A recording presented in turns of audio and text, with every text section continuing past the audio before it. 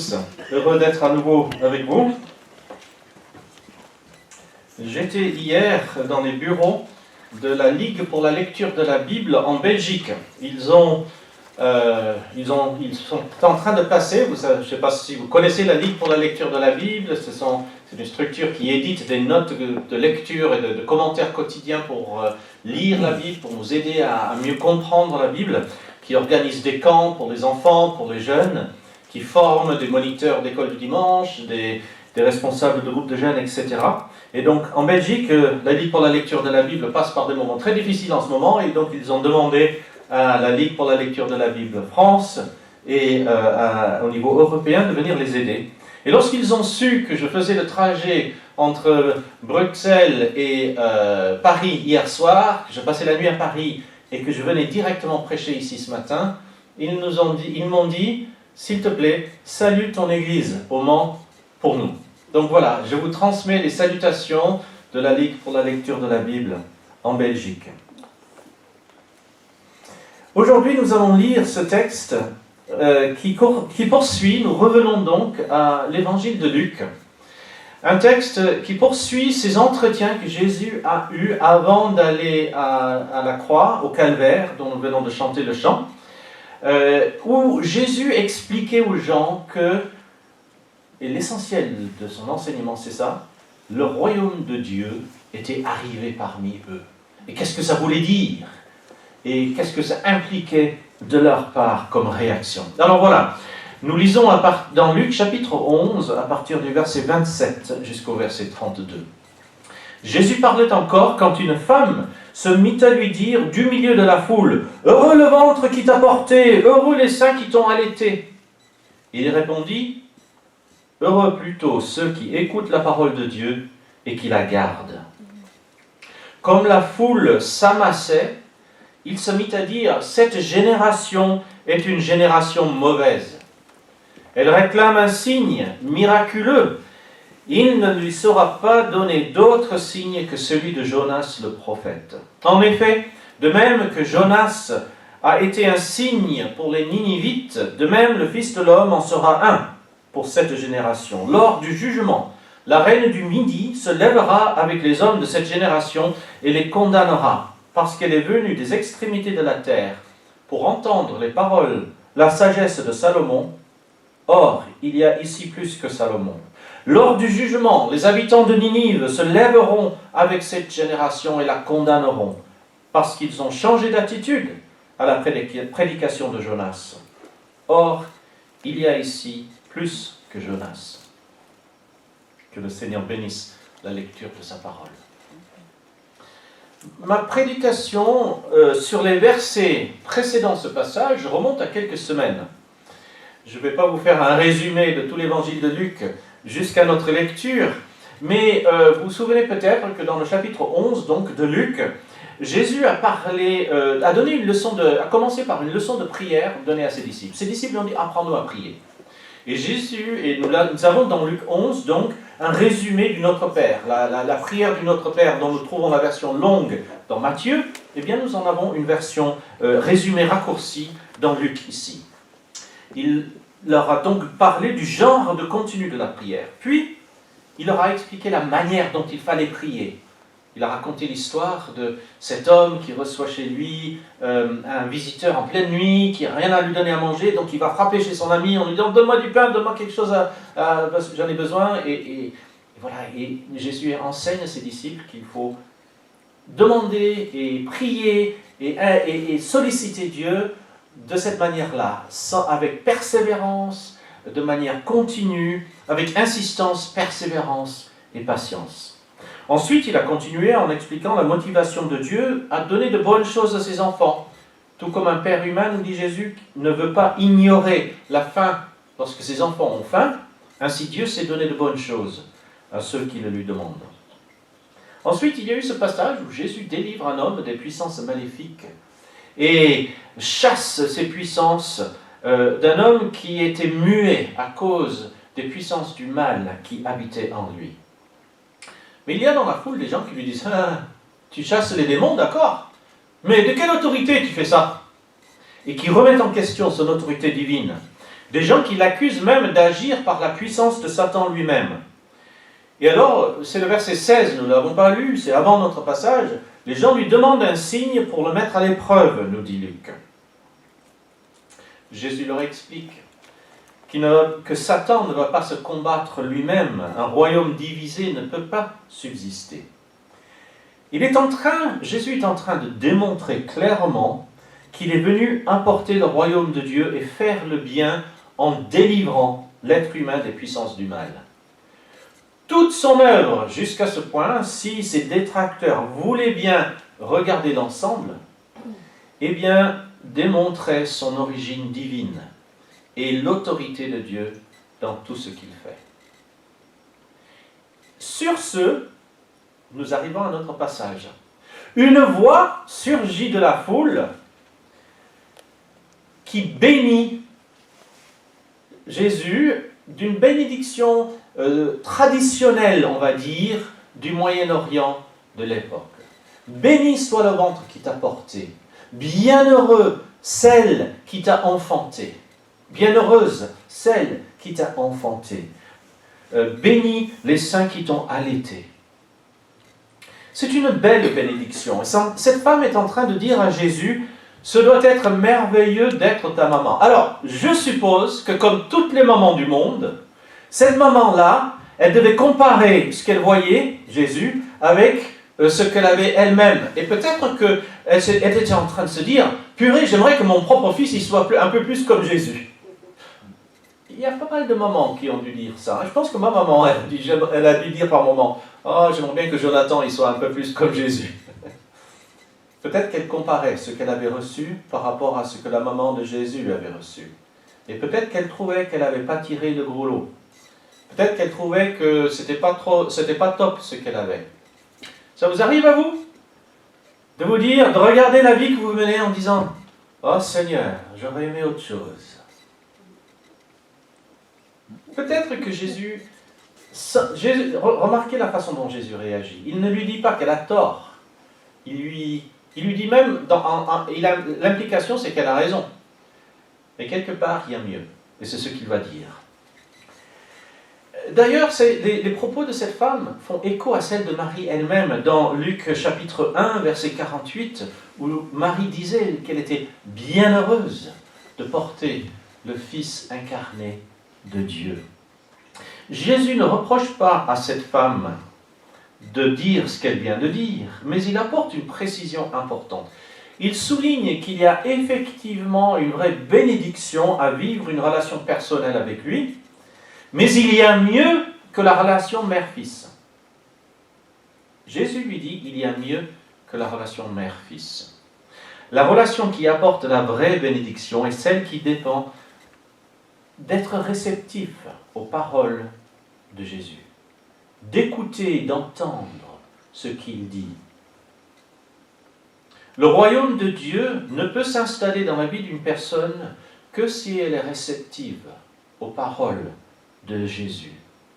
D'ailleurs, être la mère de Jésus était peut-être une bénédiction merveilleuse, mais cette relation ne pouvait pas la sauver. Elle a eu besoin d'un sauveur, comme tout être humain. Recevoir ces paroles et les garder, c'est-à-dire les écouter, les intégrer et obéir, ça fait partie du processus du salut. Cette relation-là, celui ou celle, vous ou moi, vous notez que la relation mère-fils était réservée à Marie. C'était ce que cette dame était en train de dire, entre guillemets. Mais la relation de celui ou celle qui écoute les paroles de Jésus, qui les met en pratique, elle est ouverte à tout être humain. Elle nous est ouverte à nous ce matin. Recevoir ces paroles, les garder, les écouter, les intégrer, obéir, ça fait partie du processus qui mène au salut. Cette relation-là, une relation spirituelle, personnelle avec Jésus, c'est cette relation-là qui sauve. Il s'agit d'une relation spirituelle avec le Christ et non pas physique. Et Jésus précise qu'il ne suffit pas de l'écouter. De nombreuses personnes l'écoutaient dans la foule ce jour-là, ou plutôt l'entendaient. L'écouter, c'est une chose. Garder ses paroles, c'est autre chose. Il précise qu'une vraie relation avec lui doit déboucher sur autre chose qu'une simple écoute. Elle doit transformer la façon de vivre, la façon de se comporter. C'est-à-dire qu'il ne nous suffit pas de venir à l'église.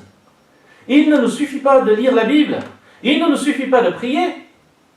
Ces choses sont bonnes. Mais ça ne suffit pas. Il faut que ça change notre façon de vivre. Il faut que ça change notre façon de parler à ceux qui sont difficiles, à ceux qui sont compliqués, à ceux qui ne sont pas comme nous. La façon de voir ce que les autres ont reçu et que nous n'avons pas reçu. La façon de regarder les couples que nous envions, les familles qui ressemblent à la famille idéale et qui n'est peut-être pas la nôtre.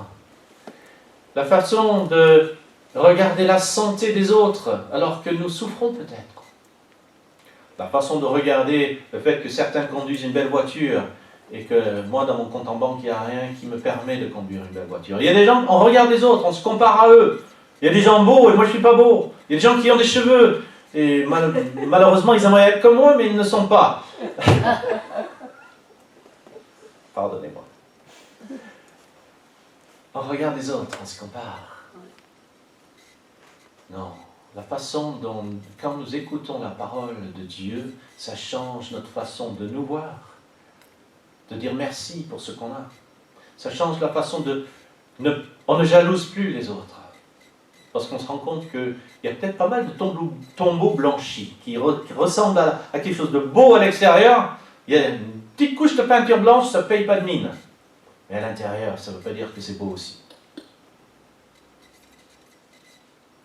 Une vraie relation avec Jésus transforme notre existence. Elle nous rend humbles, généreux, engagés et attentifs à Dieu et aux autres. Et beaucoup d'autres choses encore. Et ainsi, ce passage nous interroge sur les motivations qui nous poussent lorsque nous nous tournons vers Jésus. Pourquoi ? Une des questions qui nous a été posée ce matin dans l'introduction de ce culte, Jérôme nous a interrogé sur les motivations. Pourquoi on était venu ? Qu'est-ce qu'on attendait d'un culte ? Et en fait, c'est ce qui se passe ici. Jésus est en train de dire, ok, la relation de ma maman avec moi, c'était une bonne relation, d'accord, c'est une belle relation.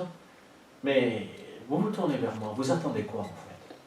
Est-ce que vous écoutez vraiment ce que je dis ? Est-ce que vous êtes vraiment prêt et réceptif à vous laisser transformer par mes paroles ? Et donc ce passage nous encourage à nous interroger sur nos motivations lorsque nous nous tournons vers Jésus. Sommes-nous soucieux d'une réelle relation avec lui ? Alors nous l'écouterons et nous appliquerons ce que nous aurons entendu. Et ensuite, Jésus, à partir du verset 29, répond à la demande de ses détracteurs. Une demande que j'ai mentionnée, qui se trouve au verset 16. Il voulait un signe pour le mettre à l'épreuve. « Donne-nous un signe venant du ciel, disent-ils. » Luc a précisé au verset 16 que c'était vraiment pour le mettre à l'épreuve. C'est-à-dire il voulait un signe pour démontrer qu'il était vraiment venu de Dieu. Il y a là quelque chose de tordu. En fait, ces gens venaient d'observer la délivrance miraculeuse d'un homme habité par des puissances du mal. Ils avaient eu l'occasion d'observer toutes sortes de miracles auparavant, toutes sortes d'agissements de la part de Jésus, et ils avaient entendu ses paroles, ses enseignements. Et puis ils avaient accès, ces hommes, c'était des responsables religieux, ils avaient accès aux Écritures. Ils connaissaient ce qu'il y avait dans la Bible, ils pouvaient les lire. S'ils avaient voulu, ils auraient pu se rendre compte à quel point Jésus correspondait aux annonces prophétiques concernant le Messie. Mais la plupart des gens dans les foules que Jésus rencontrait ne l'acceptaient pas, ça. Ils venaient avec une autre motivation, ils venaient pour être divertis, ils venaient pour le spectacle, certains venaient peut-être même pour recevoir à manger. Jésus avait nourri des foules, et je suis sûr qu'il y en a qui voulaient recevoir à manger. Il y en avait qui espéraient être guéris de leur maladie. Il y a toutes sortes d'attentes de la part de Jésus. C'est d'ailleurs intéressant que Luc précise au verset 29 que la foule s'amassait. Vous avez vu ça ? La foule s'amassait autour de lui. C'est-à-dire que les gens devenaient de plus en plus nombreux. Chaque fois que les écrivains des évangiles utilisent ce terme « la foule », c'est souvent, enfin, pas chaque fois, mais c'est souvent ambigu. Lorsqu'ils ont écrit les évangiles, quelques années après le départ de Jésus, ils avaient compris que sa popularité sa capacité à attirer les foules ne voulait pas dire grand-chose. Sur le coup, sur le moment, la foule signifiait le succès, la réussite, la popularité et peut-être un certain confort, parce que dans la foule, il y avait souvent des gens riches qui voulaient se faire valoir aux yeux des autres en invitant Jésus à manger avec eux. Bon, les disciples, vous parlez, ils en profitaient, les disciples. Et Jésus, lui, n'avait pas d'illusion sur les motivations de la foule. Et c'est pour cela qu'il n'hésite pas à les critiquer au verset 29, en leur disant qu'ils font partie d'une génération mauvaise. Pourquoi mauvaise? En fait, c'était une génération qui avait accès aux écrits de la parole de Dieu, qui avait observé Jésus à l'œuvre parmi eux, mais qui n'étaient pas motivés par leurs attentes du Messie. Ils n'étaient pas motivés par tout ce qui avait fait l'histoire du peuple juif jusqu'alors, l'histoire du peuple d'Israël. Pour eux, ce qui comptait, pour ceux qui étaient en position d'autorité, c'était de préserver leurs privilèges. Pour d'autres, c'était de satisfaire leur curiosité, peut-être, mais sans s'engager dans une réelle relation avec lui. D'autres comptaient sur lui pour les délivrer des Romains. Mais peu de personnes avaient la perspicacité de comprendre qu'il venait leur accorder une délivrance beaucoup plus grande que ce qu'ils pouvaient imaginer. C'était la délivrance de leurs péchés et de leur réconciliation avec Dieu. Ce n'est pas une mauvaise chose, forcément, de vouloir vérifier l'authenticité des paroles de Jésus. La simple puissance surnaturelle, accomplir des miracles, eh bien, Satan, le diable, sait aussi accomplir des miracles. Les miracles ne sont pas réservés à Dieu. Si Satan peut utiliser quelque chose de spectaculaire et de miraculeux pour vous attirer sur une fausse voie, il ne va pas s'en priver. C'est un des enseignements de la Bible. La guérison physique miraculeuse ou bien un événement spectaculaire, cela ne signifie pas forcément que Dieu est à l'œuvre. La Bible nous enseigne que les puissances du mal ont aussi le pouvoir d'interférence dans notre monde. Non, le problème de ces gens était qu'ils ne voulaient pas croire en lui. Ce n'était pas qu'ils ne voulaient pas croire en lui tant qu'il ne leur avait pas donné un signe incontournable. Non, leur demande d'un signe, c'était plutôt qu'ils ne s'attendaient pas à ce qu'il puisse leur donner. Et ils étaient là en train de justifier leur incrédulité. C'était pas, tu sais, on aimerait croire en toi, mais si seulement tu pouvais vraiment nous le montrer d'une manière incontournable. Mais Jésus connaissait leur cœur. Jésus savait qu'ils étaient en train de dire, ah, tiens, donne-nous un signe, parce que nous, on sait que tu ne viens pas de Dieu. De toute façon, on n'a pas envie de changer de vie. C'est comme ça, c'était leur attitude. C'est une des grandes leçons de la Bible. Si nous ne voyons pas aujourd'hui autant de signes miraculeux aussi évidents qu'à l'époque de Jésus, c'est que Dieu nous a déjà donné dans la Bible ce qu'il nous faut suffisamment pour que nous puissions croire. Avec l'action du Saint-Esprit en nous, nous pouvons développer une vraie relation avec lui. Alors parfois Dieu choisit de faire des miracles. Parfois Dieu choisit d'intervenir miraculeusement dans notre monde. Et loin de moi de dire qu'il ne pourrait pas le faire ou ne devrait pas le faire. Non. Mais vous savez, Jésus, il a dit à Thomas, tu as cru parce que tu as vu. Heureux ceux qui croient sans avoir vu. La foi n'a pas besoin, ne devrait pas avoir besoin des signes miraculeux pour naître et se développer. Et quand Dieu nous les donne, eh bien tant mieux, c'est une belle chose. Disons-lui merci, mais n'exigeons pas cela afin de croire. Le problème, c'était que leur questionnement à cette foule, leur demande d'un signe ou d'une preuve, provenait plutôt d'une façon de justifier ce qu'ils ne croyaient pas. Ils ne voulaient pas croire. Et c'est pour ça que Jésus fait référence à l'histoire de Jonas. Le schéma de Jonas, l'histoire de Jonas, correspond à la séquence des événements de la vie de Jésus.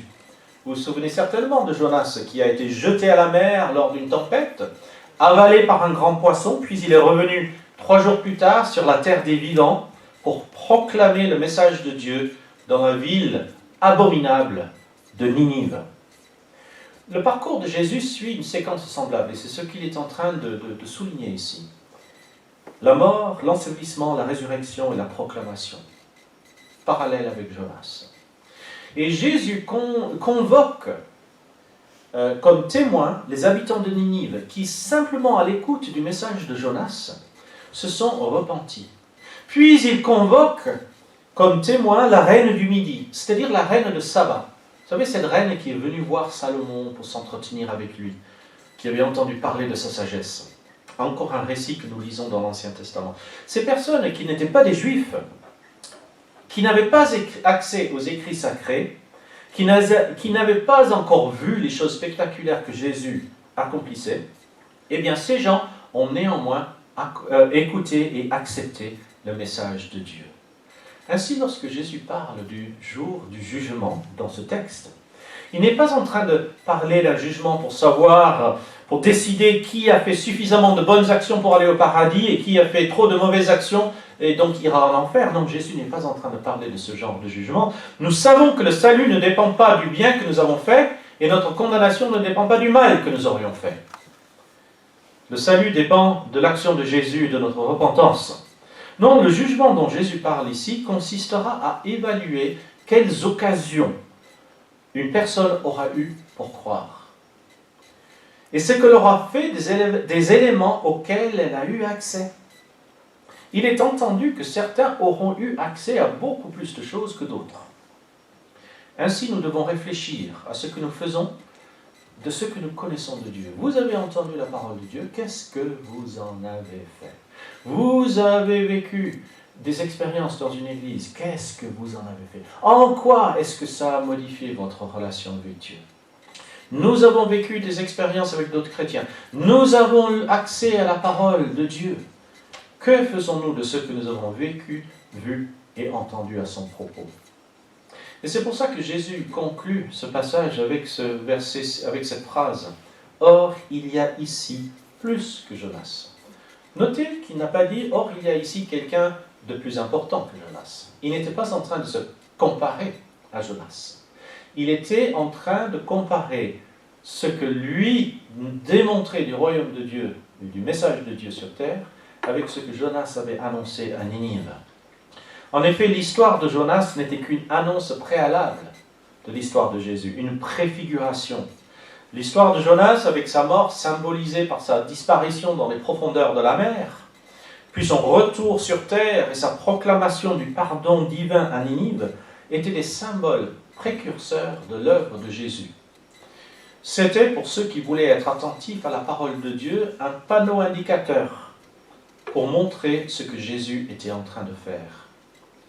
Si Jésus dit ici que le vécu immédiat de ses auditeurs était plus grand que l'histoire de Jonas et de la ville de Ninive, c'est bien parce que le royaume de Dieu venait s'établir sur terre, apportant le pardon et le salut pour tous.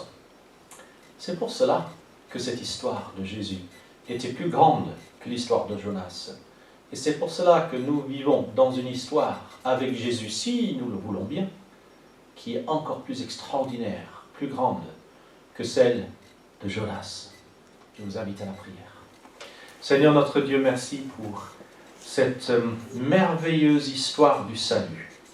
Tu es venu sur terre, tu t'es donné pour nous. Nous en avons parlé, nous t'avons loué, nous t'avons adoré en première partie de ce culte. Puis nous nous en sommes souvenus en prenant la Sainte Seine ensemble. Et voilà que dans ta parole, nous en lisons à nouveau le récit. Nous sommes tristes, Seigneur, de voir la manière dont tellement de gens t'ont refusé. Seigneur, nous voulons que dans notre cœur, dans notre vie, tu ne sois pas rejeté, tu ne sois pas refusé, mais que tu sois accueilli. Seigneur, trouve un accueil dans notre cœur et trouve des cœurs réceptifs, prêts à te laisser les changer, les nettoyer de leurs impuretés. Renouvelle, restaure, Seigneur, pardonne, guéris. Nous voulons être plus réceptifs demain que nous ne le sommes aujourd'hui, plus réceptifs l'année prochaine que nous ne le sommes aujourd'hui. Seigneur, aide-nous à toujours avancer, cheminer, pour que ton action par ton Saint-Esprit en nous soit toujours plus forte, plus vraie, plus belle. Amen.